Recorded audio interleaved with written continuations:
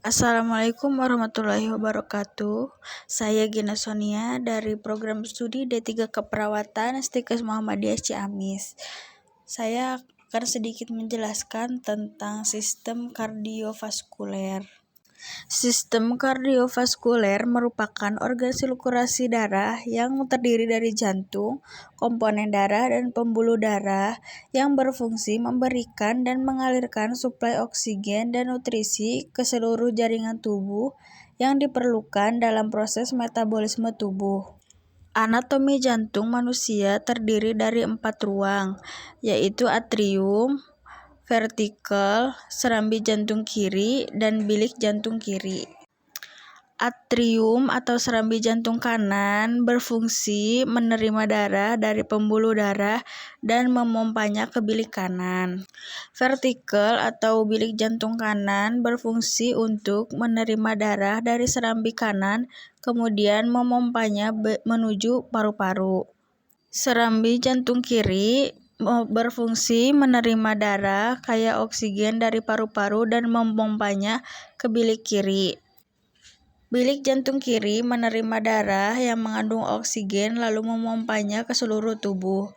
Kontraksi bilik kiri yang kuat menjadi penanda tekanan darah. Jantung juga memiliki pembuluh darah besar yang memiliki peranan masing-masing, yaitu vena cava berfungsi untuk mengembalikan darah dari seluruh tubuh ke jantung. Arteri pulmonalis berfungsi untuk membawa darah dengan kandungan oksigen yang rendah ke dalam paru-paru. Vena pulmonalis berfungsi untuk mengalirkan darah yang kaya akan oksigen dari paru-paru ke jantung. Ada aorta yang berfungsi untuk mengedarkan darah yang kaya oksigen ke seluruh tubuh. Selain itu, pada permukaan jantung terdapat pembuluh darah koroner yang menyediakan darah kaya oksigen ke seluruh bagian jantung. Pembuluh darah ini terdiri dari 2 cabang, yaitu pembuluh darah koroner kanan dan kiri. Jantung memompakan darah secara sirkuler. Darah diedarkan melalui vena cava superior menuju atrium dextra, menuju ventrika dextra, melalui trifus pidaalis, lalu menuju ke paru-paru. Itu yang disebut peredaran darah miskin oksigen. Di paru-paru terjadi pertukaran gas, tempatnya di alveolus. Pada saat itu ada oksigen yang masuk melalui hidung.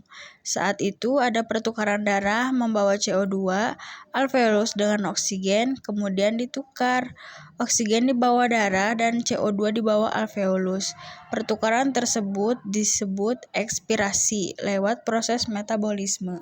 Nah, ada juga peredaran darah kaya oksigen, yaitu dari paru-paru darah yang kaya oksigen dibawa ke jantung oleh vena pulmonalis melalui atrium sinistra, kemudian masuk ke ventrikel sinistra dan keluar melalui pembuluh darah aorta, lalu diedarkan kembali ke seluruh tubuh. Komponen darah ada 4, yaitu yang pertama plasma darah. Komponen cair darah disebut plasma. Plasma darah terdiri dari campuran air, gula, lemak, protein, dan garam. Tugas utama plasma adalah mengangkut sel-sel darah ke seluruh tubuh bersama dengan nutrisi, produk limbah, antibodi, protein pembekuan, pembawa pesan kimia seperti hormon dan protein yang membantu menjaga keseimbangan cairan tubuh. Yang kedua ada sel darah merah atau eritrosit. Eritrosit atau sel darah merah adalah sel yang paling melimpah dalam darah.